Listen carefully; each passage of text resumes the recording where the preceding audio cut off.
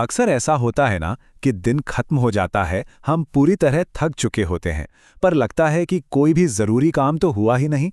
तो आज हम बात करने वाले हैं डीप वर्क की। ये एक ऐसी स्किल है जो इस शोर शराबे वाली दुनिया में मिलती ही नहीं, और इसीलिए ये और भी ज़्यादा कीमती होती जा रही है। तो देखिए, आज हम क्या क्या समझने वाले हैं। सबसे पहले हम उस जाल की बात करेंगे जिसमें हम सब अक्सर फंस जाते हैं। फिर एक बहुत बड़ी गलतफहमी को दूर करेंगे। उसके बाद हम फोकस करने के अलग अलग तरीके देखेंगे, डिस्ट्रैक्शन से कैसे लड़ना है ये जानेंगे, और आखिर में समझेंगे कि डीप वर्क करने से मिलता क्या है। तो चलिए सबसे पहले उस एक फीलिंग की बात करते हैं जो आजकल लगभग हर प्रोफेशनल को परेशान करती है। हाँ, वो ही बेचैनी कि हम हमेशा ऑनलाइन हैं, हमेशा बिजी हैं, लेकिन दिन के आखिर में लगता है कि कुछ भी ढंग का काम नहीं किया। असल में इस पूरी प्रॉब्लम की जड़ ये है कि हम दो तरह के कामों के बीच का फर्क ही नहीं समझते। तो पहला है डीप वर्क।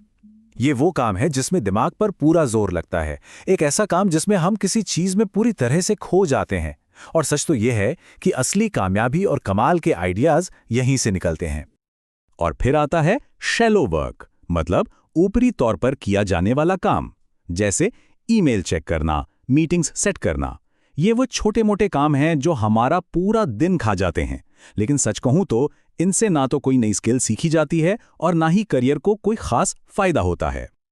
तो ये तो साफ है कि हमें ज्यादा डीप वर्क करना चाहिए, लेकिन यहीं पर एक बहुत बड़ी गड़बड़ हो जाती है। ज्यादातर लोग इसे करते वक्त एक गलत फीलिंग के पीछे भागते हैं, और नतीजा सिर्फ फ्रस्ट्रेशन। और ये लाइन ना उस सबसे बड़ी गलतफहमी को एकदम साफ कर देती है, जिसे हम फ्लो समझते हैं और जो असल में डीप वर्क है। इन दोनों में जमीन आसमान का फर्क है। तो फर्क क्या है इन दोनों में? देखिए, फ्लो एक तरह से परफॉर्मेंस है, जैसे कोई सर्जन अपना रोज का ऑपरेशन कर रहा हो। लेकिन डीप वर्क बिल्कुल प्रैक्टिस जैसा है, मुश्किल, जिसमें जानबूझकर मेहनत की जाती है सिर्फ इसलिए ताकि हम और बेहतर बन सकें। तो अगली बार जब डीप वर्क करते हुए कोई चीज़ मुश्किल लगे ना, तो ये याद रखना ज़रूरी है कि ये फेलियर नहीं है। ये तो इस बात का सबूत है कि दिमाग एक नई स्किल सीख रहा है, कि वो और मजबूत हो रहा है। तो अब सवाल ये उठता है कि इस मुश्किल लेकिन इतने ज़रूरी काम को अपने बिजी शेड्यूल में फिट कैसे किया जाए। इसका जवाब छुपा है अपने लिए एक सही फिलॉसफी चुनने में। इस किताब के लेखक कैल न्यूपोर्ट डीप वर्क को शेड्यूल करने के 4 अलग-अलग तरीके बताते हैं। हर तरीका अलग तरह की लाइफस्टाइल और काम के लिए है, ताकि हर कोई अपने हिसाब से एक मॉडल चुन सके। अब तरीका चाहे कोई भी चुना जाए, सबसे ज़रूरी चीज़ है एक रिचुअल बनाना, मतलब एक पक्की आदत। सच मानिए, यही वो चाबी है जो डीप वर्क को मुश्किल से डुएबल बनाती है। तो इसका सीक्रेट क्या है? काम शुरू करने से ठीक पहले एक ऐसा रूटीन बनाना जो दिमाग को सिग्नल दे कि ओके, अब फोकस का टाइम है। और इस रूटीन में ये 4 चीजें होना बहुत जरूरी हैं। और ये सिर्फ मोटिवेशन का इंतजार करना नहीं है, ये दिमाग को एक मुश्किल मेंटल वॉकआउट के लिए तैयार करना है, जैसे थोड़ी एक्सरसाइज करके हार्ट रेट बढ़ाना या फिर कुछ गहरी सांसें लेकर दिमाग को शांत और फोकस्ड करना।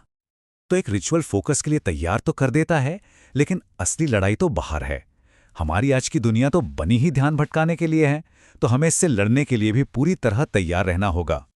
और इसका सबसे असरदार और शायद सबसे आसान तरीका यह है, जो चीज़ सबसे ज़्यादा ध्यान भटकाती है उससे अपनी नज़रों से, अपने आसपास से पूरी तरह हटा दो। और इस पर साइंस बिल्कुल साफ है।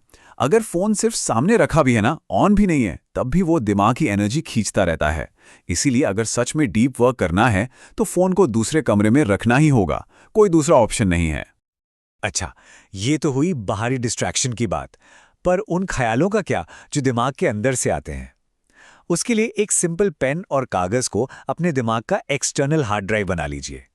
जैसे ही कोई फालतू ख्याल आए, उसे उस कागज़ पर लिख दीजिए और वापस अपने काम पर लग जाइए। तो सवाल यह है कि इस पूरी मेहनत का, इस संघर्ष का फायदा क्या है? जब इस मुश्किल को अपनाया जाता है और फोकस करने की आदत बन जाती है, तो प्रोफेशनल और पर्सनल दोनों जिंदगियों में कमाल के बदलाव आते हैं। पहला और सबसे बड़ा फायदा है मुश्किल चीजों को जल्दी सीखने की काबिलियत। जब अपनी दिमागी क्षमता को उसकी हद तक इस्तेमाल किया जाता है, तो लर्निंग की स्पीड कई गुना बढ़ जाती है। दूसरा फायदा है कि काम की क्वालिटी और स्पीड दोनों ही एक अलग लेवल पर पहुंच जाती हैं। यही वो गहरा बिना रुकावट वाला फोकस है जो एक ठीक-ठाक काम को एक बेहतरीन, यादगार काम बना देता है।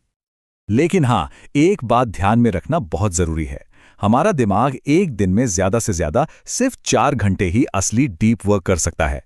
उसके बाद फोकस करने की ताकत बहुत तेजी से कम होने लगती है। और सबसे अच्छी बात यह है कि इसका फायदा सिर्फ काम तक नहीं रहता। जब दिमाग को फोकस करने की ट्रेनिंग दी जाती है तो जिंदगी के हर पल में, चाहे वो दोस्तों से बात करना हो या कोई हॉबी, हम ज्यादा मौजूद रह पाते हैं, ज्यादा एंजॉय कर पाते हैं। तो ये सवाल सोचने वाला है, क्योंकि इस एक स्किल को डेवलप करना शायद जिंदगी का सबसे कीमती इन्वेस्टमेंट हो सकता है।